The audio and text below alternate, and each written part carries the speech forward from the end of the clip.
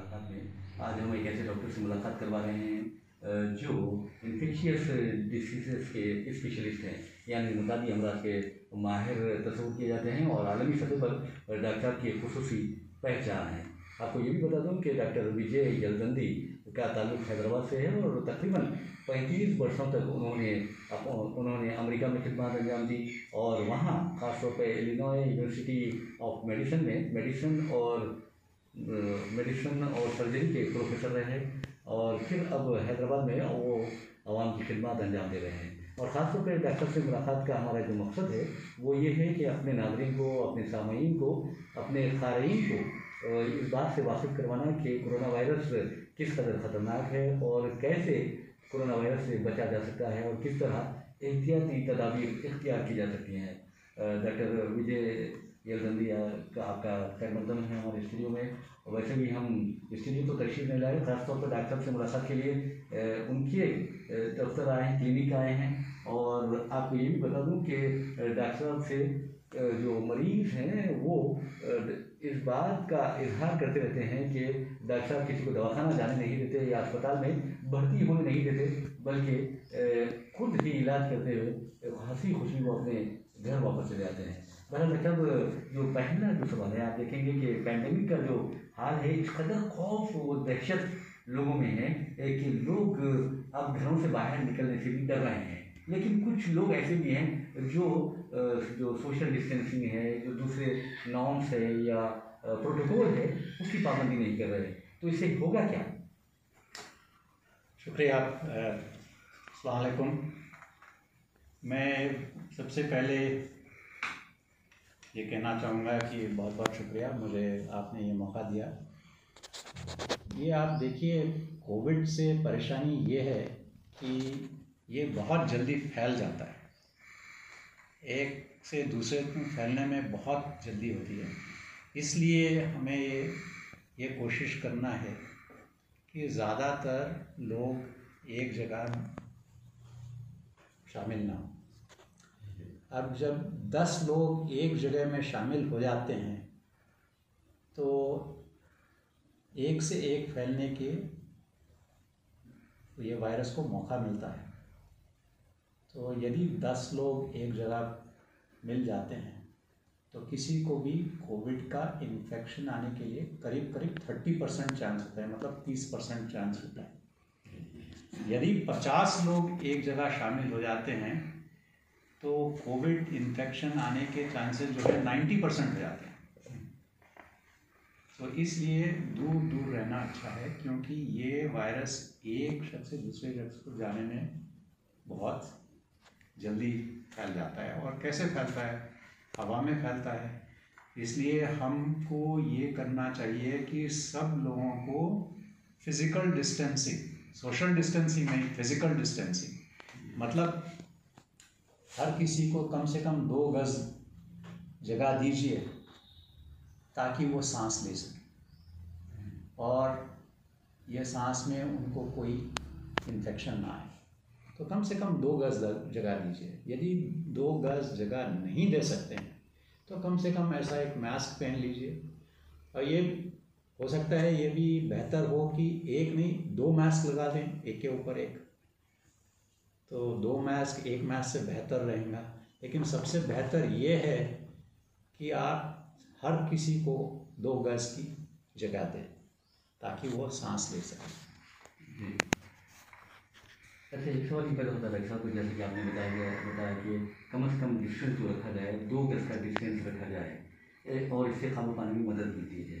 और आपने एक बात और अहम कही है कि 50 लोग अगर जमा हो जाते हैं तो उससे तकरीबन 90% ये इन्फेक्शन फैलने या वायरस फैलने का खदशा रहता है।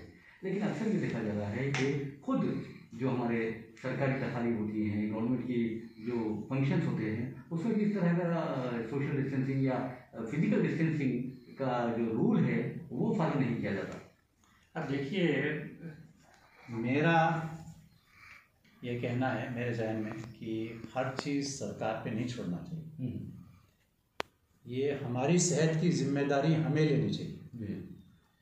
ये सब सरकार पे हम छोड़ेंगे तो फिर काम नहीं बनेगा। दौरान ने बताया के मुख्तलिफ वेरिएंट्स जो है, तो यहाँ ये कहा जा रहा है कि पर्टिकुलरली साउथ इंडिया में, आंध्र प्रदेश हो या तेलंगाना हो, वहाँ पर यूके वेरिएंट्स के बारे में बात की जा रही है कि जो वायरस है वो यूके वेरिएंट है। ये देखिए, कोई फ़र्क नहीं पड़ने का, यूके वेरिएंट रहो या साउथ अफ्रीकन वेरिएंट रहो, कोई भी रहो। जी। हमें ये सोचना है कि हमें क्या हो रही है, अभी सूरत हाल क्या है। जब बदन में जलन है तो जलन कम करने की दवाई इस्तेमाल करना चाहिए। ये आप सोच के क्या फ़ायदा कि कौन सी वेरिएंट है, जी, है नहीं। और ख़ास बात ये है कि हर शख्स को अलग अलग तरह की बीमारी होती है। जी। ये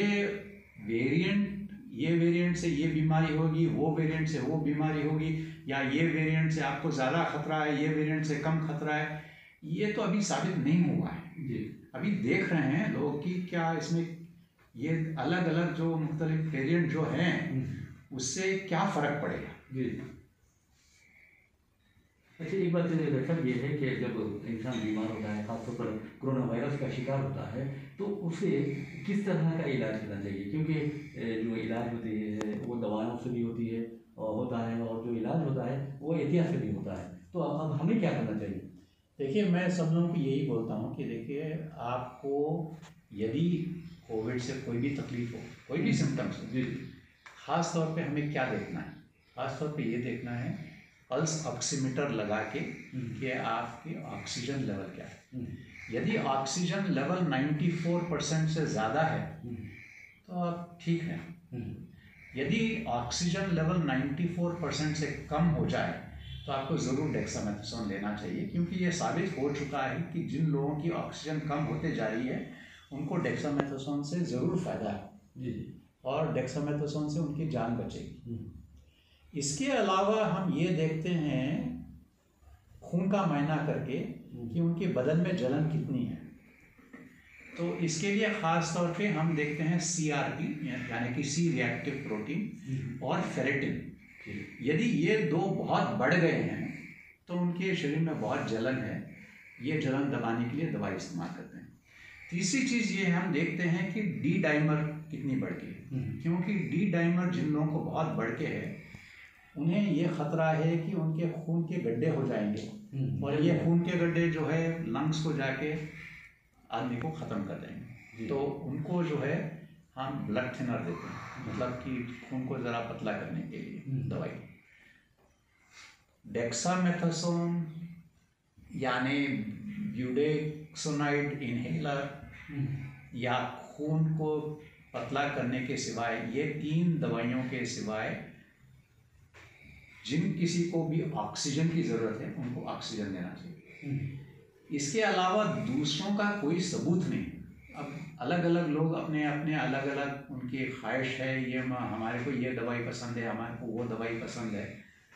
अब देखिए ये अलग अलग लोग अलग अलग चीज़ करते हैं। तो बहरहाल डॉक्टर, एक सवाल ये भी पैदा होता है कि अक्सर ये देखा जाता है कि जैसे कि मैंने मेवों के बारे में सवाल किया और आपने बताया कि इससे कुछ होने वाला नहीं है।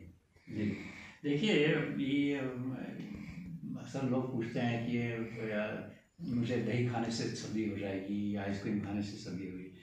देखिए, ये इसमें कोई मतलब नहीं है, मतलब इस पर कोई साइंटिफिक रीजनिंग नहीं है। अब लोगों को अलग अलग क्या ख्याल रहते हैं अलग अलग, तो उसके लिए हम क्या बोलें। उसके हर किसी को अपने खुद का एक ख्याल रहता है, लेकिन इसके पीछे कोई साइंस नहीं है।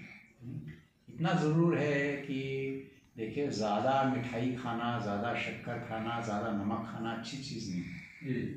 जो भी करेंगे सोच समझ के करना चाहिए, जो सेहत के लिए अच्छी है वही करना चाहिए। परहेज़ तो सेहत के लिए बहुत अच्छी चीज़ है। जी। एक सवाल ये पैदा हो रहा है इंटरनेशनल लेवल पे, और ख़ासतौर पे आप अगर सोशल मीडिया पे देखेंगे, व्हाट्सएप वगैरह पे ऐसे मैसेजेस आ रहे हैं, ऐसे वीडियोज़ आ रहे हैं जिसमें बताया जा रहा है कि कोरोना वायरस जो है वो मैन मेड है, और ये इस तरह के जो कॉन्स्पिरेसी थ्योरीज हैं उस बारे में आप क्या कहते हैं? जी, तो यही मैं कहूँगा कि देखिए, कृष्ण बिहारी नूर की एक छोटी सी शेर है। जी, इजाज़त से सुना। बिल्कुल बिल्कुल। जी, सच घटे या बढ़े, सच घटे या बढ़े तो सच ना रहे, झूठ की कोई इम्तिहान ही नहीं। बहुत तो सब लोग बोलते रहते हैं ये हो रहा है वो हो रहा है। देखिए, क्या सच है क्या झूठ है, सबूत रहना चाहिए। हाँ, ये तो जो भी मर्जी में बोल लें तो ये, हम एक आज़ाद मुल्क हैं तो सब लोगों को सब आज़ादी है, जो भी बोलते हैं बोलते रहते हैं। लेकिन ये ना, ये थोड़ा सोच समझ के खबरदार रहना चाहिए कि ये जो विटामिन सी, लिमसी या विटामिन डी या जिंक, इससे कोई फ़ायदा नहीं है और नुकसान भी हो सकता है। और ये भी ज़रूर सबको ध्यान में रखना है, ध्यान में रखना है कि ये डॉक्सीसाइक्लिन और आइवरमेक्टिन से कोई फ़ायदा नहीं है, इसका कोई सबूत नहीं है। तो जो भी डॉक्सीसाइक्लिन आइवरमेक्टिन ले रहे हैं उन्हें खबरदार करना चाहिए कि देखिए इसका कोई सबूत नहीं है। जब कोविड जैसी खतरनाक बीमारी रहती है जिससे आपकी जान की खतरा है, तो वही दवाई लेना चाहिए जिसके लिए सबूत है। और डेक्सामेथासोन, बिडेसोनाइड, ब्लड थिनर, ऑक्सीजन के सिवाय दूसरों चीज़ों के लिए कोई सबूत नहीं है। और ये खाली पीली पैसे खराब और सेहत भी खराब। तो ये इससे आप आवाम को समझाइए कि देखिए इसमें कोई फ़ायदा नहीं है। वैक्सीन आ रहे हैं, ये फिक्र मत करो कि ये वैक्सीन अच्छा है तो वो दूसरा बेहतर है, कुछ भी नहीं है, कोई फ़र्क नहीं। सारे वैक्सीन अच्छे हैं। ये ज़रूर है कि चंद लोगों को वैक्सीन से थोड़ी बहुत तकलीफ हुई है, लेकिन ये तो हर दवा थोड़ी तो जहर रहती है, उसमें ख़तरा तो रहता है। लेकिन कोविड से जितना ख़तरा है वैक्सीन से कम ख़तरा है।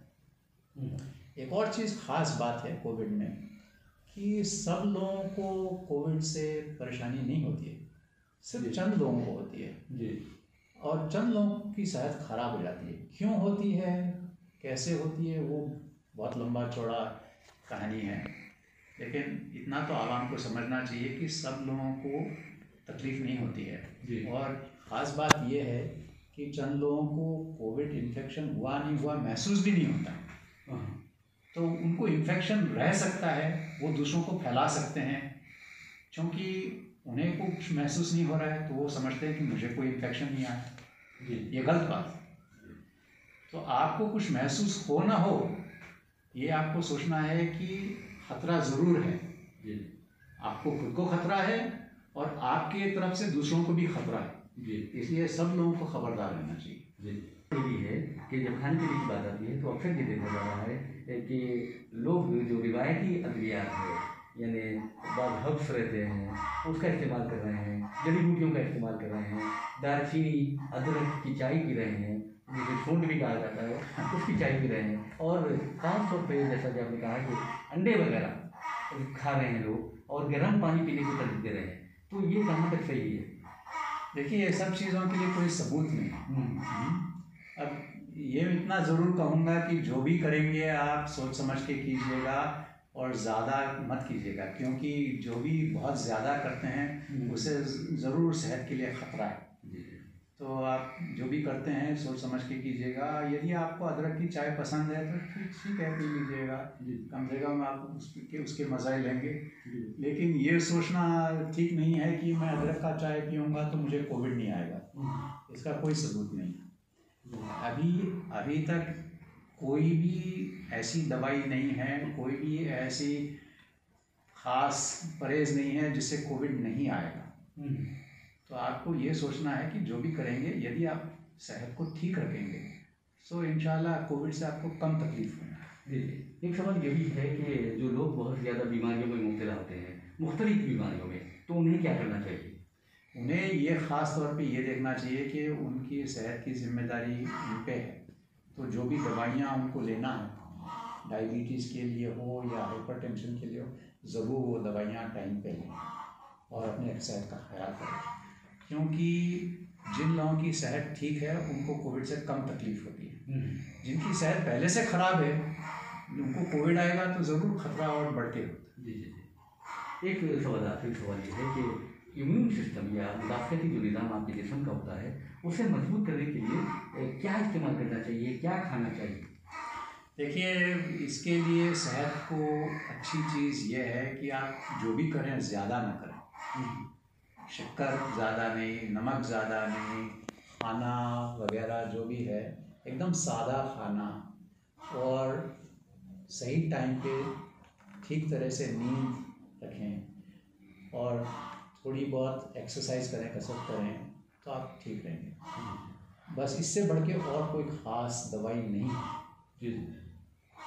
बहरहाल नाज़रीन, जैसा कि हमारा उसूल रहा है, जो हमारी रिवायत रही है कि हम अपने प्रोग्राम के आखिर में अपने मेहमान से एक मैसेज देते हैं ताकि ख़ारीन को, नाज़रीन को और सामीन को भी कुछ मालूमात बहम पहुँचाएँ और उनमें शऊर पैदा करें। तो शऊर पैदा करने की जहाँ तक सवाल है, तो हम चाहेंगे कि डॉक्टर विजय यल्दानी जो माहिर वबाइयात है और मुतादी अमराज के माहिर भी हैं, और अमेरिका में तकरीबन 35 वर्षों तक उन्होंने खिदमत अंजाम दी है, और अमेरिका का एक प्रोग्राम है USCTCP, उसकी जो रिसर्च, उसके तहत जो रिसर्च होती है HIV और ट्यूबरकुलोसिस यानी TB वगैरह की, उससे भी ये वाबस्ता है। तकरीबन 60 लोगों की टीम की ये सरबराही भी करते हैं। तो हम चाहेंगे कि डॉक्टर विजय यल्दानी ख़ास तौर पर लोगों को मैसेज दे कि कैसे बचा जाए कोरोना वायरस से।